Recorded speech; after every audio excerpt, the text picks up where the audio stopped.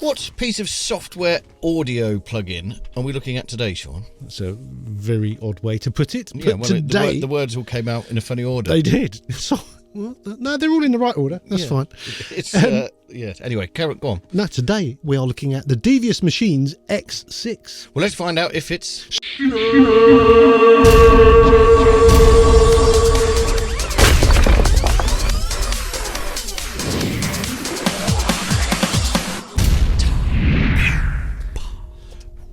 Right, Devious Machines X6. Another one from the comments. Devious Machines. Yeah, I've never heard of Devious Machines. Why are we doing all these ones from the comments? You know what happens? I know what happens, yeah, but I always go and have a look, and you know, it's like, oh, that's quite interesting. So Devious Machines, good name, like it. I like the name, yeah, and it's officially called the Multiband X6. Okay, and as you might have gathered, you can have up to 6 bands.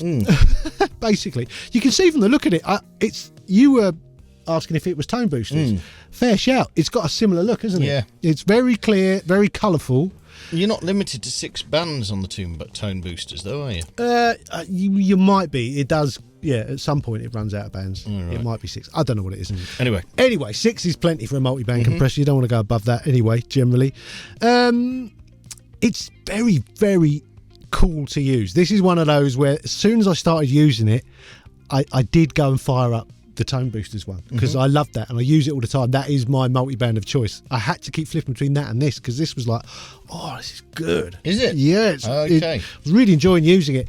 The interface is lovely. So you can see this band here is highlighted. You click on a band and it highlights it, and then these are the controls for that band when it's highlighted. So you've got attack and release, you've got your compression amount, you've got threshold, you've got gain. These arrows under here, so if it's one arrow, then it does gain compensation for the whole lot as a single entity, so gain compensation for the whole thing, or you can tell it you want gain compensation per band, which is kind of a nice thing. You can also, if you don't select any of the bands, you get all these same controls overall. Okay, so overall control as well as individual controls over the bands.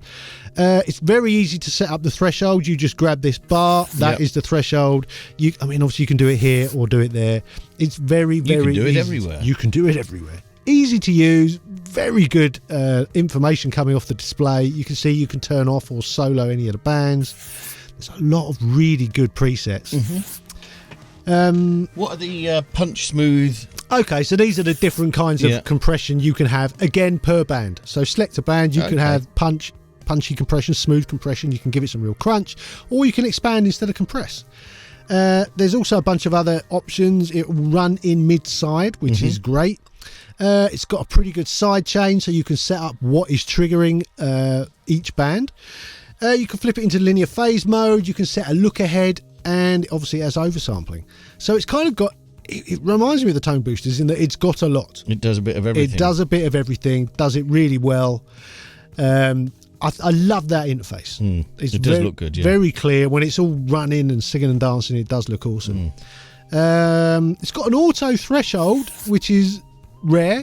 That's something, so you let it signal run through it, and it will analyse it, and it will set the threshold it thinks is right, and then you can tweak from there.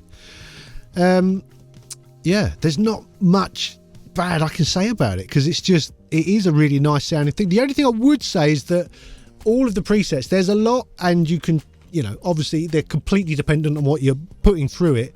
I found I had to tweak all of them quite a lot to get the presets. Yeah, quite a lot. This one was called Pumped Master or whatever. They all needed quite a lot of help to get it to sound natural, and that's the thing you got to be really careful. I think a multi-band compressor is brilliant for livening up something that's dull, or for sorting out, you've got massive low end on something but the rest of it is under compressed. It's good for fixing that. But if you're not careful, you can take a very decent mix and completely screw it up. So subtlety is the key with multi-bands, I think. Where are we with the demo sitch? Demo sitch is 14 days, but combined with white noise, random white noise, which is a bit annoying. Yeah, that is a bit annoying. Don't like that so much. I wonder why they did that. Don't know. Yeah, you would think you could full 14 days without that would be enough. Especially as that's what most manufacturers do. Yeah. Well, who knows? It's something they all have to decide on. I hope I've misread. Yes. Did you? Yeah, I don't know. It depends whether you're going to... Is there a 1 at the beginning there? No, there isn't. Oh, right. Okay. Yeah. Okay, good. That's just your writing. It's just my terrible writing. Okay. It's where there was something I scribbled it out. Okay, good. Yeah. Well, that's not quite so bad. Not so bad. How much is it? £79.99. Okay. That's right. not bad. No. That's not bad. How much is the tone boosters? Well, this is the problem. It's like 20 quid. 20 quid or something.